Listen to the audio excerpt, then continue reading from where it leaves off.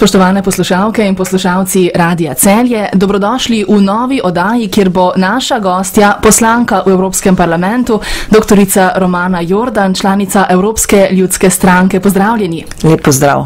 V oddajah, ki bodo na sporedu enkrat mesečno, bova skušali približati Evropsko unijo in Evropski parlament vsem nam, ki bivamo v državi članici Evropske unije, a se nemalokrat sprašujemo, koliko denarja gre v Bruselj, kaj tam počnejo evropski poslanci. Vse to boste izvedeli v oddaji Evropska unija smo mi, kjer bomo ob koncu oddaje podelili tudi nekaj nagrad, zato ostanite z nami. Doktorica Romana Jordan, začniva morda tako. Kako bi nejevernemu Tomažu razložili, kakšne so prednosti Evropske unije, sodelovanja v tem zavezništvu, kaj lahko Slovenija pridobi iz tega pakta?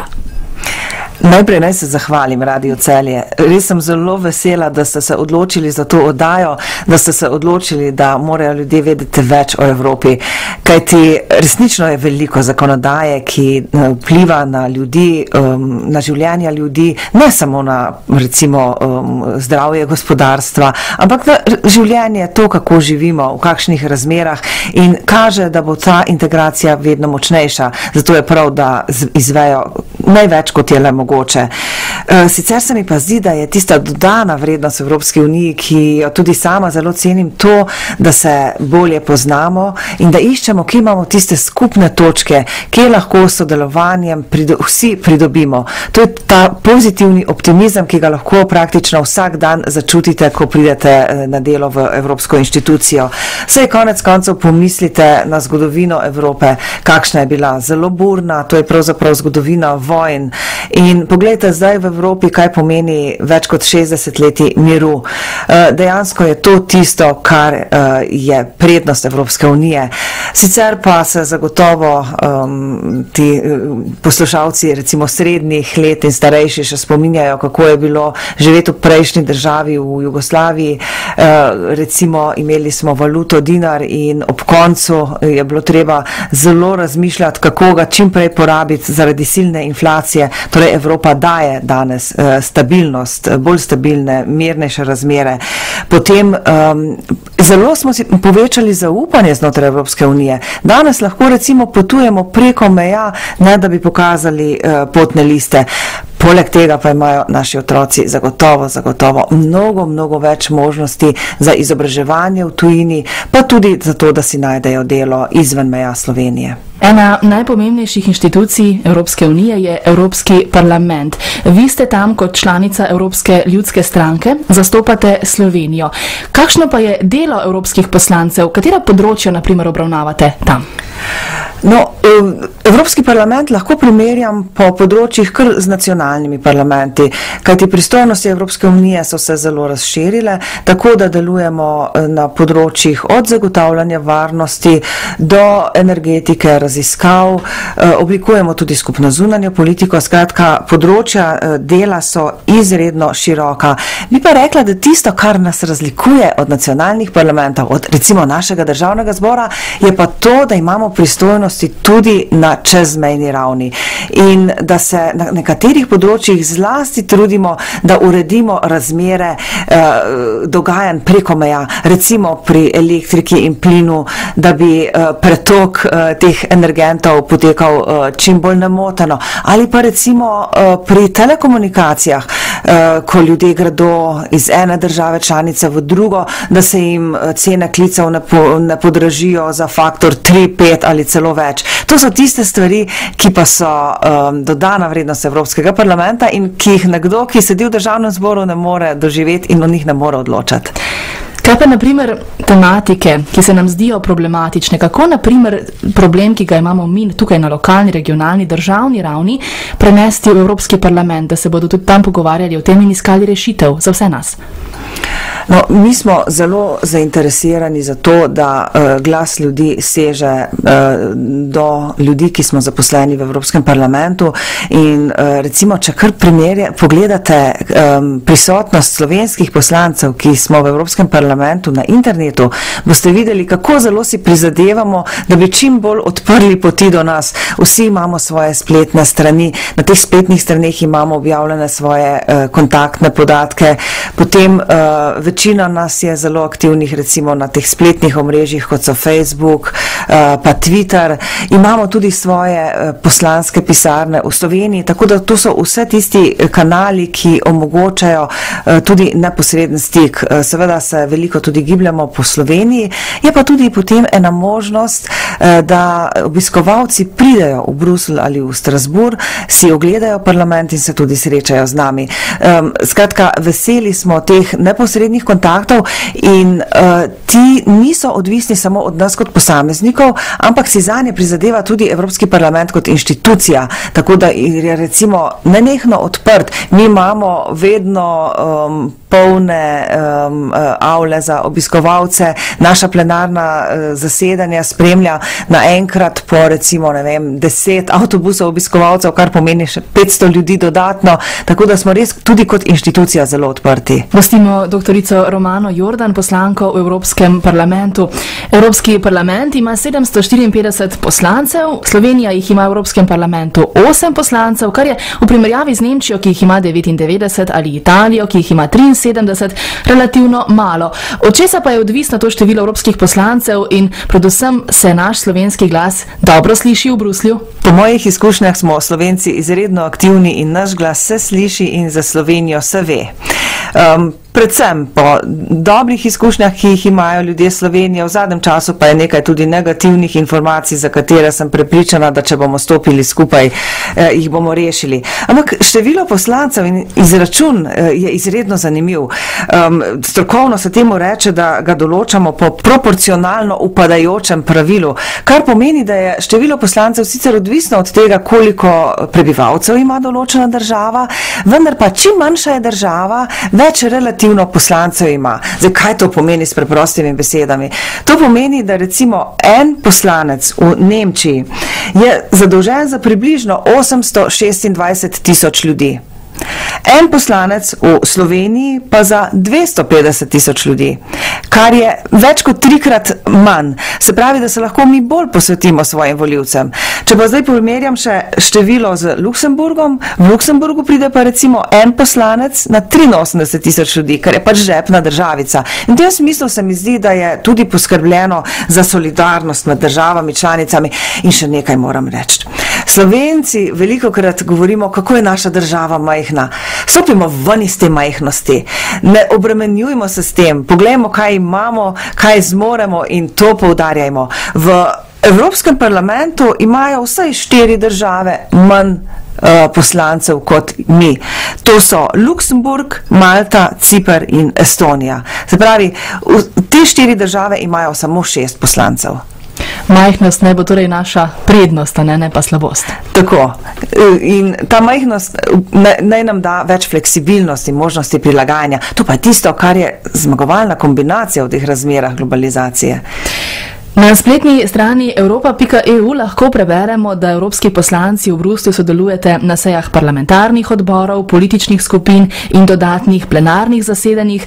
V Strasbourgu pa sodelujete na 12 plenarnih zasedanjih. Kaj konkretno se odvija na teh sejah in zasedanjih in po čem se to med sabo razlikujejo te seje?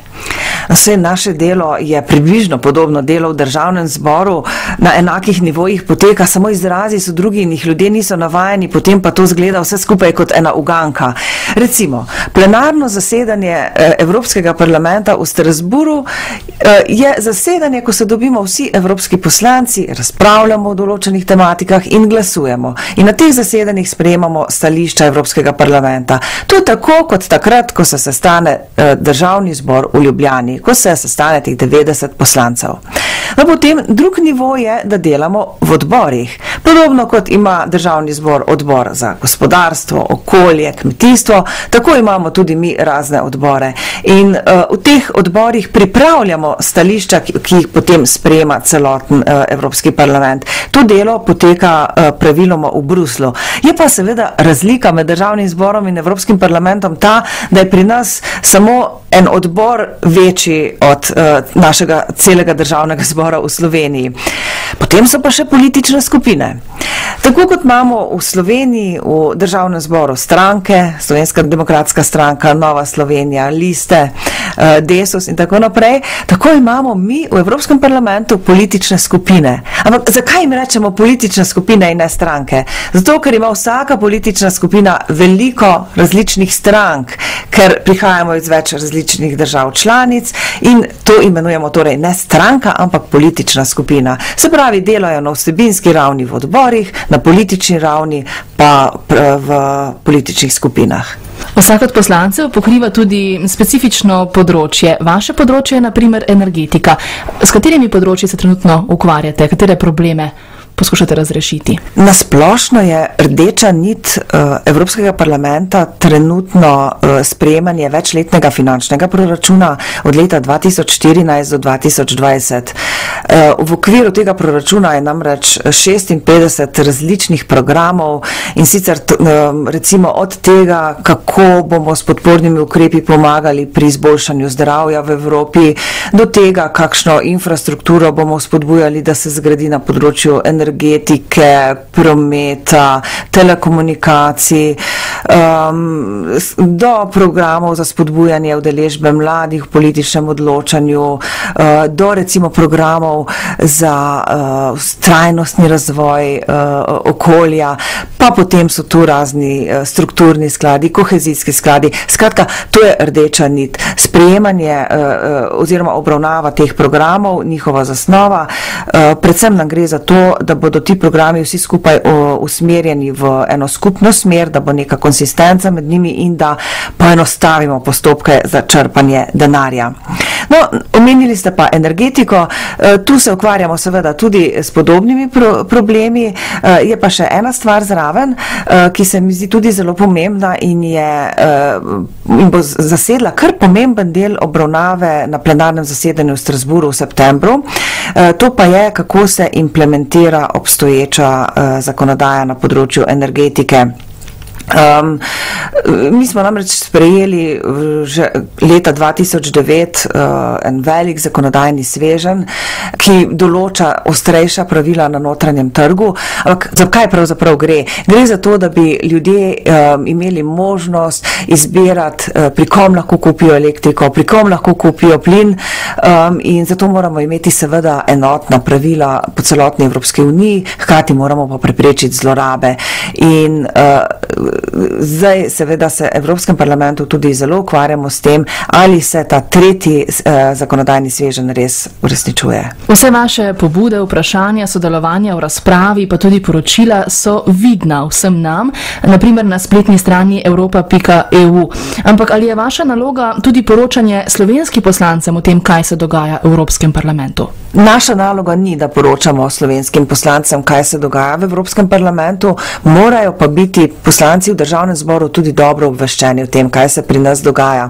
Zato imajo svojo kontaktno osebo, ki spremlja delo Evropskega parlamenta in poroča državnemu zboru o tem, kaj se dogaja v Bruslu in kaj se dogaja v Strasbourgu. Ima pa državni zbor odbor za zadeve EU, ki praviloma organizira svoje seje ob petkih, tako da se jih lahko udeležimo tudi poslanci v Evropskem parlamentu. In na teh sejah slišimo, kakšna so stališča vlade in stališča državnega zbora na posamezne teme. Sicer pa organizira Evropski parlament tudi srečanja v Bruslu, ki se jih udeležujejo poslanci iz posameznih držav članic in tja prihajajo tudi naši poslanci, tako da ta medsebojni pretok informacij bi rekla, da kar dobro teče. Današnja gospodarska situacija je težka in obstaja vprašanje, ali še je potreba po tovrstni evropski organiziranosti, ko se zdi, da ima vsaka država svoje težave in da bi bilo najbolje, da vsaka svoje rešuje.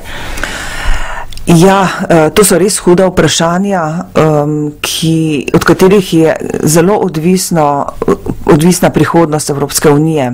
Ko se je kriza začela, smo bili zelo hitri. Tudi v Evropskem parlamentu smo se pogovarjali o tem, kako se prilagoditi tej novi težki situaciji, in odgovor je bil zelo jasen, da samo z več Evrope, da večje sodelovanje lahko pomeni tudi večjo konkurenčno prednost Evropske unije.